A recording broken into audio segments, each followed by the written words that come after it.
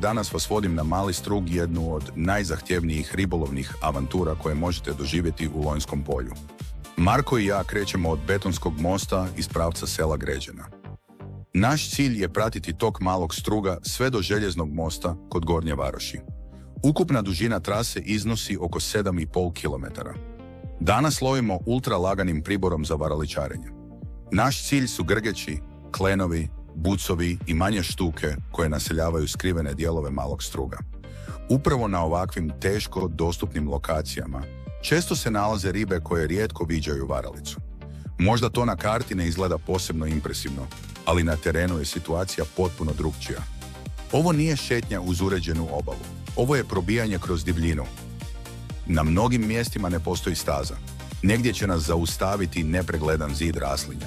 Na drugim mjestima morat ćemo se vratiti 100-tinjak metara unatrag kako bismo pronašli prolaz. Ponekad će jedino rješenje biti prelazak preko Malog Struga i nastavak kretanja suprotnom obalom. Zbog toga ovakvu avanturu nikako ne preporučujem samostalnim ribičima. Uvijek krenite u društvu više osoba. Ako planirate istraživati ovakve dijelove Lonjskog polja, obavezno uključite roaming na mobilnom telefonu ili koristite radio stanice. Na velikom dijelu rute mobilni signal jednostavno ne postoji.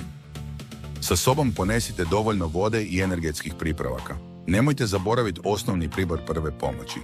Preporučujem i tablete protiv alergijskih reakcija zbog mogućih uboda i insekata, te odgovarajuću odjeću koja štiti od trnja, granja i iritantnih biljaka.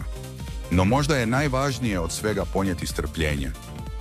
U ovakvoj prirodi tempo ne određujete vi. Tempo određuje teren.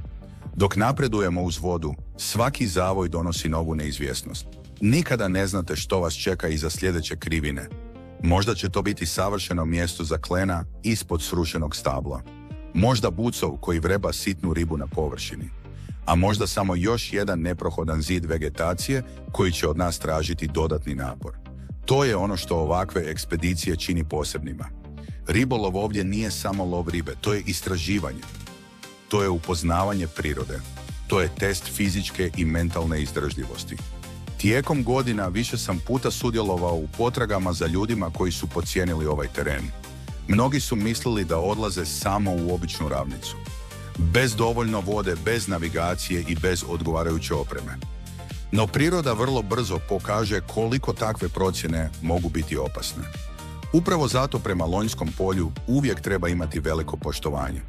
Kako se naša avantura bliži kraju i iza nas ostaje više od 7 km divljine, prepreka i neizvjesnosti, ponovno potvrđujemo ono što smo znali od samog početka.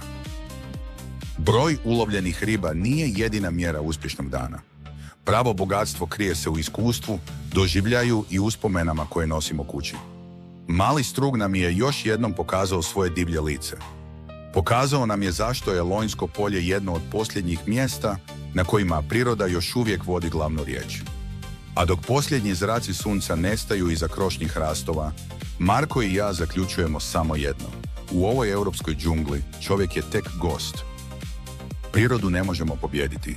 Možemo je samo poštovati, učiti od nje i s divljenjem joj se uvijek iznova vraćati.